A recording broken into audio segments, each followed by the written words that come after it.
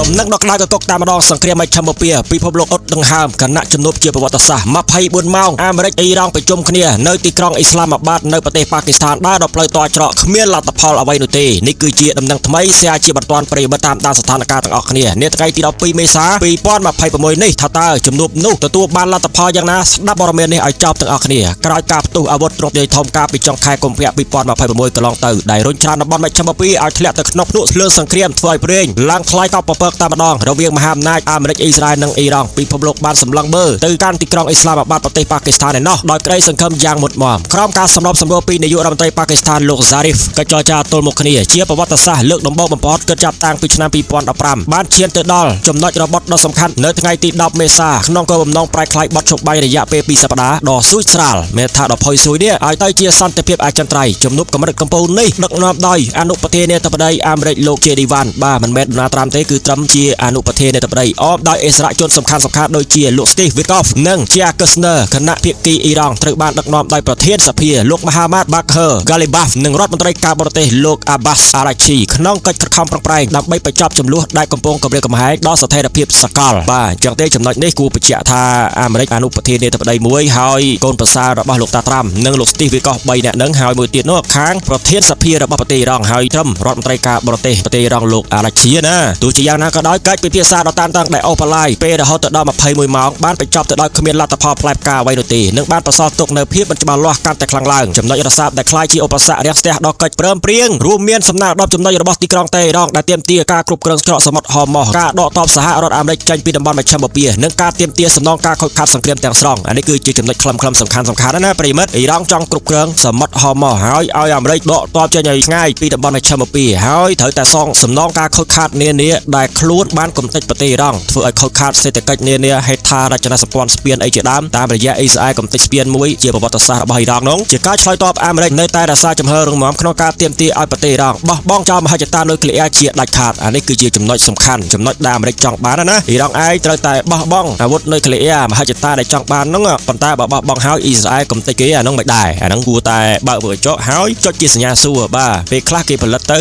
អាចថាជាការទប់ទល់ជាមួយប្រទេសអ៊ីស្រាអែលអញ្ចឹងណាភាពរកម្មរកោសបានកាត់ឡើងទ្វេដងនៅពេលដែលអាមេរិកចាប់ផ្ដើមប្រតិបត្តិការបោះសម្អាតមីននៅច្រកសមុទ្រហូម៉ូសស្របពេលកំពុងចរចាដែលអ៊ីរ៉ង់ចាត់ទុកថាជាការបំពានគណៈទីក្រុងតេហេរ៉ង់ក៏បានដាក់លក្ខខណ្ឌឲ្យអ៊ីស្រាអែលប្រឈប់ការវាយប្រហារលើក្រុមហេបូឡានៅប្រទេសលីបង់ផងដែរប្រជាពលរដ្ឋស្លូតត្រង់ប្រមាណ100នាក់ហើយរាប់រយពាន់នាក់ហើយមិនដឹងដែលត្រូវបានអ៊ីស្រាអែលកំទេចមួយប្រព្រឹត្តភ្នែកបាទ10នាទីធ្វើឲ្យខ្ទេចខ្ទីកណ្ដាលទីក្រុងនៃប្រទេសលីបង់តែម្ដងអ៊ីស្រាអែលយកលេសពាក់ព័ន្ធទៅនឹងក្រុមហេបូឡាណានៃនោះក៏ប៉ុន្តែជាក់ស្ដែងត្រូវបានសារព័ត៌មាននានាលើកឡើងថាប្រជាពលរដ្ឋប្រជាជនស្លូតត្រង់បាទ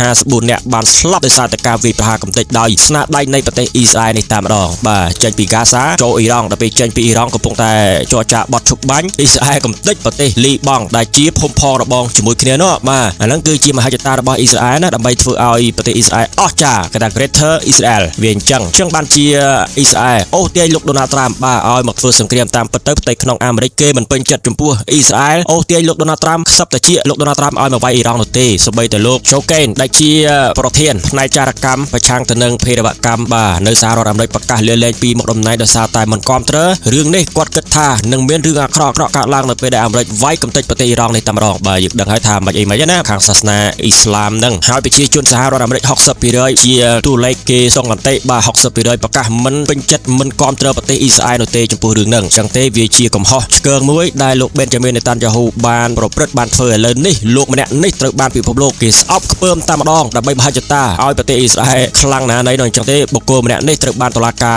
ICC ប្រកាសចាប់ខ្លួនពាក់ព័ន្ធទៅនឹងសម្លាប់រង្គាលកតា genocide នៅហ្គាសាឥឡូវលីបង់បាទអ៊ីរ៉ង់ទៅទៀតប្រិមិត្តវិបត្តិថ្មីនេះកំពុងដាក់ពិភពលោកឲ្យស្ថិតក្នុងស្ថានភាពប្រកាសអាសន្នឡើងវិញបន្ទាប់ពីលោក JD Vance បានប្រកាសថាអាមេរិកបានដាក់ការផ្ដល់ជូនចុងក្រោយនឹងល្អបំផុតរួចរាល់ហើយអានេះគឺទឹកចុងក្រោយហើយប៉ុន្តែត្រូវបានច្រានចោលដោយសារតែបញ្ហានុយក្លេអ៊ែរស្របពេលដែលភាគីអ៊ីរ៉ង់បានវាយបកវិញថាទីក្រុង Washington កំពុងតែព្យាយាមរឹកលេសដើម្បីដាច់ចេញពីតុចរចាហើយបាល់ស្ថិតនៅលើទីលានរបស់អាមេរិកក្នុងការសម្រេចចិត្តបន្តបើទោះបីជាបទជប់បាញ់បណ្ដោះអាសន្ននៅមានសុពលភាពប៉ុន្តែការរឹតបន្តឹងការដឹកជញ្ជូនតាមច្រកសមុទ្រហូម៉ូសពីសំណាក់ប្រទេសអ៊ីរ៉ង់និងអវត្តមាននៃកិច្ចព្រមព្រៀងសន្តិភាពបានធ្វើឲ្យអនាគតនៃតំបន់នេះស្ថិតនៅលើមាត់ជ្រោះនៃសង្គ្រាមទ្រង់ទ្រាយធំជាថ្មីម្ដងទៀតបាទបើសិនជាចរចាមិនត្រូវគ្នាទេលោកដូណាល់ត្រាំប្រកាសគម្រាមប្រទេសអ៊ីរ៉ង់ឲ្យខ្ទេចខ្ទីតែម្ដងទៅជាប្រទេសដែលប្រើប្រាស់ថ្មពីអតីតកាលមិនមកណាហើយកងទ័ពអាវុធយុទ្ធ ភ័ណ្ឌនានាកំពុងតែព័ទ្ធជុំវិញប្រទេសអ៊ីរ៉ង់ក៏ប៉ុន្តែអ៊ីរ៉ង់ថាមិនព្រមនៅទេនៅក្នុងការបោះបង់កម្មវិធីផលិតមីស៊ីលរបស់ខ្លួនដើម្បីអីទប់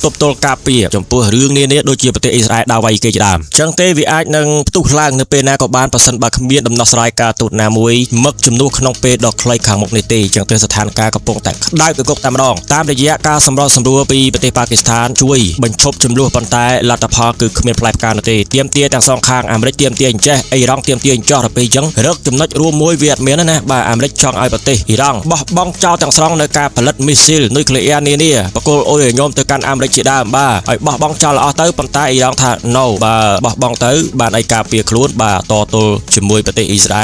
អែលយើងដឹងស្រាប់ថាមិនទេណាវាយគេវាយឯងដើម្បីមហិច្ឆតាខ្លួនឯងខ្លាយទៅជាប្រទេសអ៊ីស្រាអែលដ៏អស្ចារ្យគេថា Greater Israel ហើយអ៊ីរ៉ង់លក្ខខណ្ឌដូចជាមិនអីធំទេប្រិមិត្តបាទគ្រាន់តែឲ្យកងទ័ពអាមេរិកចាក់ចេញពីតំបន់មជ្ឈិមបូព៌ាហើយសងសំណងនានាដែលខ្លួនបានបំផ្លិចបំផ្លាញហេដ្ឋារចនាសម្ព័ន្ធវាយលើគេឈ្លានពានទឹកដីគេរកបាទហើយឲ្យប្រទេសអ៊ីរ៉ង់កាន់កាប់ច្រកសមុទ្រហោះមកទៅដោយសារតែអីវាជាអ្វីដែលជាប់ទៅនឹងប្រទេសអ៊ីរ៉ង់មិនអញ្ចឹងដល់ពេលអញ្ចឹងវាជាលក្ខខណ្ឌដែល acceptable ដែលអាចទទួលយកបានក៏ប៉ុន្តែរឿងនេះខ្ញុំមិនដឹងថាយ៉ាងម៉េចចាំទេប្រិមិត្តគ្រាន់តែយល់អញ្ចឹងគ្រាន់តែដឹងថាអាមេរិកអ៊ីស្រាអែលចង់ឲ្យប្រទេសអ៊ីរ៉ង់នេះលែងជាប្រទេសដ៏ខ្លាំងអាចទប់ទល់ទៅនឹងប្រទេសអ៊ីស្រាអែលបាទដោយសារតែអីប្រទេសអ៊ីរ៉ង់នេះមិនណយទេណាប្រិមិត្តឥឡូវនេះសារព័ត៌មាន New York Times បានចុះផ្សាយថាប្រទេសដែលខ្លាំងមហាអំណាចគឺមានប្រទេសអាមេរិកនេះមួយរុស្ស៊ីនេះទី2ចិនទី3ឥឡូវនេះអ៊ីរ៉ង់ក្លាយទៅជាប្រទេសមហាអំណាចខ្លាំងទី4ហើយអាហ្នឹងគឺខ្ញុំមើលតាមសារព័ត៌មាន New York Times គេចុះផ្សាយណាប្រិមិត្តនេះគឺជាដំណឹងមួយនាថ្ងៃទី12មេសា2026លទ្ធផលនៃកិច្ចប្រជុំនៅទីក្រុងអ៊ីស្លាមាបាតគ្មានផ្លែផ្កាអ្វីនោះទេចុះប្រិមិត្តទាំងអស់គ្នាយល់យ៉ាងណាដែរដើម្បីឲ្យចរចា